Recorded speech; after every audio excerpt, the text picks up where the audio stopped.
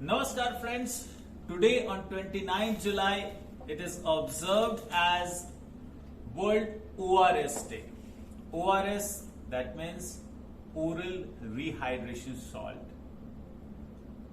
ये एक सिंगल चीज है. अगर हम मेडिकल के प्रतिष्ठित जर्नल लैंसेट की बात करें, this is the single thing that save more life than any other life saving measure in last century. यानी कि 20वीं सदी में जान बचाने में कारगर होने वाले मेडिकल इक्विपमेंट्स, दवाइयों, इन सारी चीजों में सबसे ज्यादा इफेक्टिव कोई चीज रही वो ORS थी.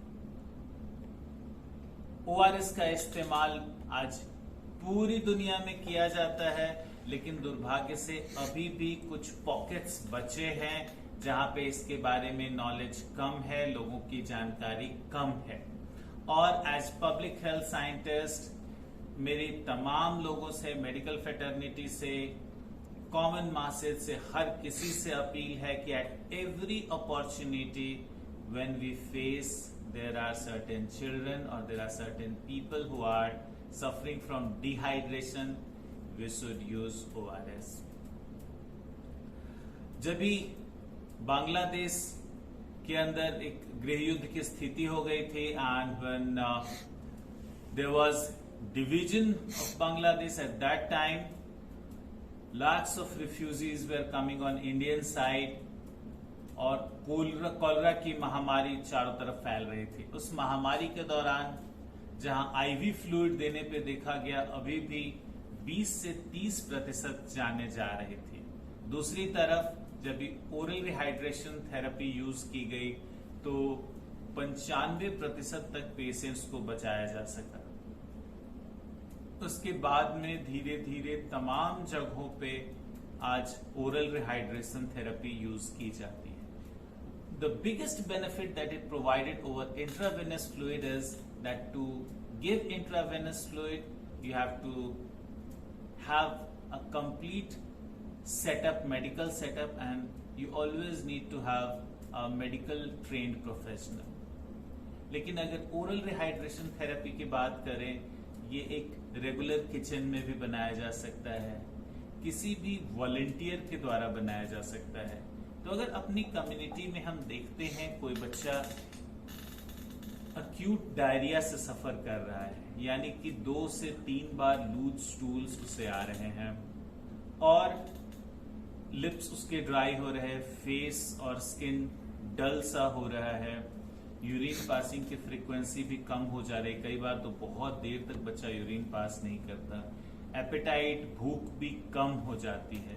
ऐसे समय में WHO फॉर्मुलेशन ORS का, जो कि बहुत आसानी से अवेलेबल है, इसके साथ हमारे तमाम गवर्नमेंट सेंटर में भी आज ORS की सैचेट यानी उसकी पुड़िया फ्री मिलती है, जिसका जाके आप लाभ ले सकते हैं. उस पुड़िया को लेके हमें जरूरत होती है सिर्फ क्लीन वाटर की, यानी कि स्वच्छ पानी. अगर कहीं भी स्वच्छ पानी है तो उसमें ओरल रिहाइड्रेशन सॉल्ट्स को मिक्स करके, स्टेयर करके मिक्स करते हैं और बहुत छोटा बच्चा है 1-1 स्पून करके पिलाते हैं. अगर बच्चा थोड़ा बड़ा है तो बच्चे को जब जब पानी की जरूरत हो, प्यास लगे, सिर्फ पानी की जगह ORS देते हैं. इससे बच्चे में डिहाइड्रेशन की प्रोसेस पूरी की पूरी स्टॉप हो जाती है और जैसे ही डिहाइड्रेशन का प्रोसेस स्टॉप होता है, बच्चे में भूख भी आती है, धीरे धीरे बच्चा रिकवर करने लगता है. वहीं अगर डिहाइड्रेशन की प्रक्रिया लगातार चलती रहे तो इससे डेथ भी हो सकती है. जबकि अगर हम इंट्रावेनस फ्लूइड की बात करें तो इसके लिए सिंस ये सुई के द्वारा दिया जाता है तो संक्रमण का खतरा है. इसके साथ साथ हमें मेडिकल प्रोफेशनल की रिक्वायरमेंट है जो कि इंट्रावेनस फ्लूइड एडमिनिस्टर कर सकें. और एक सिंपल सा फॉर्मुलेशन मेडिकल कम्युनिटी ने प्रमोट किया है जो कि ओरल रिहाइड्रेशन थेरेपी को बिल्कुल किचन तक लेके आता है और मोर और लेस इक्वली इफेक्टिव होता है अगर हमें सैचेट ना मिलने पाए. इसके लिए हमें कुछ भी नहीं करना, 1 लीटर साफ पानी लेना है, उसके अंदर 6 चम्मच चीनी मिलानी है, आधे चम्मच नमक मिलाना है. इस घोल को पूरी तरह से मिक्स कर लेना है और बच्चे को समय समय पे इसे पिलाना है। एक बात और भी ध्यान रखने की है कि अगर इस फ्लूइड को हम यूज कर रहे हैं 24 आवर्स के अंदर ही इसे यूज कर लेना है। अगर हम टाइटली स्क्रू करके रखते हैं फिर भी, बिकॉज अगर ये ज्यादा देर तक यूज होगी, इस्तेमाल में आएगी, तो इससे बैक्टीरियल संक्रमण का खतरा बना रहेगा। इसके साथ साथ अगर शहरी क्षेत्र में हो या उन क्षेत्र में हो जहां मेडिकल की सुविधाएं अवेलेबल हैं, जिस किसी को भी हम ORS थेरेपी दे रहे हैं, इसके साथ में जिंक भी दे सकते हैं। ये एडिशनल बेनिफिट प्रोवाइड करता है। और एक बात और भी ध्यान रखने की है कि जहां भी ORS थेरेपी चल रही है, अगर इन्फेक्शन है, अगर किसी डॉक्टर के द्वारा यह सत्यापित किया जाता है, एग्जामिन किया जा सकता है कि पेशेंट इन्फेक्शन से ग्रस्त है, तो उसे एंटीबायोटिक भी दे सकते हैं। ये एंटीबायोटिक का सब्स्टिट्यूट बिल्कुल नहीं है, लेकिन हाँ, अगर एंटीबायोटिक नहीं मिला हो तब तक पेशेंट को बचाने के लिए ये सबसे कारगर तरीका है। एक और भी भ्रांति कई जगह में होती है, जब हम विलेजेस में पब्लिक हेल्थ वर्क कर रहे हैं, कई बार हमें इमीडिएटली इवन साफ पानी नहीं मिल पाता।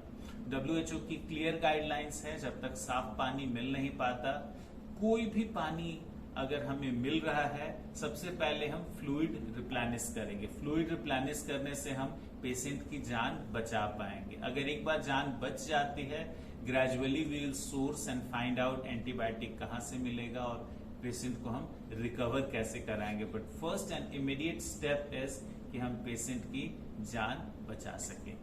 So, my dear friends, I request all of you, please spread the information, because the simplest technique of ORS can save millions of life, and it has still potential. It has already revolutionized the health world, and it still has great potential to further revolutionize.